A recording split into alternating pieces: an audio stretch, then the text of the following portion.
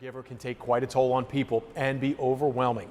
ABC Action News reporter Mary O'Connell found out how one caregiver manages the day-to-day and what resources are available to get you the support you need.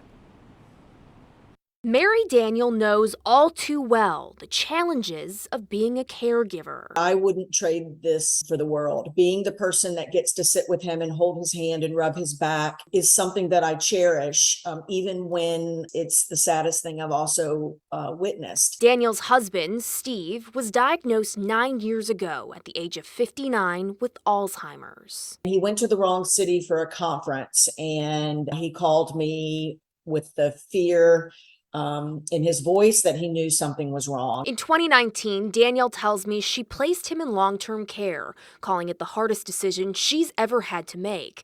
She'd go and visit with him in the evenings. We would watch the same television that we've watched our whole marriage. We've been married 26 years. And I did that on March 11th. And on March 12th, they called me and said, you can't come back. Danielle grabbed headlines in 2020 after taking a dishwashing job at her husband's facility as a way to see him. After 114 days, I walked through the door. He turned around when he heard the door open, and the first word out of his mouth was Mary. Danielle, who's also the founder of Caregivers for Compromise, acknowledges it's a difficult role because every day you're faced with new decisions. As difficult as it can be emotionally, physically, financially, I think that there is such great honor in doing the right thing and caring for someone that you love. As this disease progresses, it becomes absolutely overwhelming for the caregiver. Eileen Poley is the director of education at the USF Health Bird Alzheimer's Institute. She tells me the benefit of joining support groups, going to caregiver programs or workshops,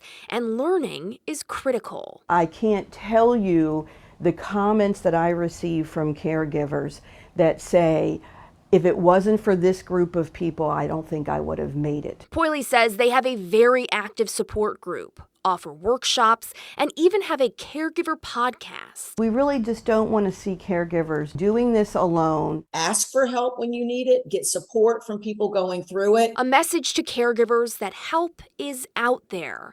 And no matter what, you're never alone. Always know that you can do this, and when you're finished, you will be a better person because of it. If you're not sure where to start in looking for help, there are 2 helplines you can call, whether you're in Florida or have loved ones out of state. We have both those numbers along with other resources for caregivers on our website, abcactionnews.com. In Tampa, Mary O'Connell, ABC Action News.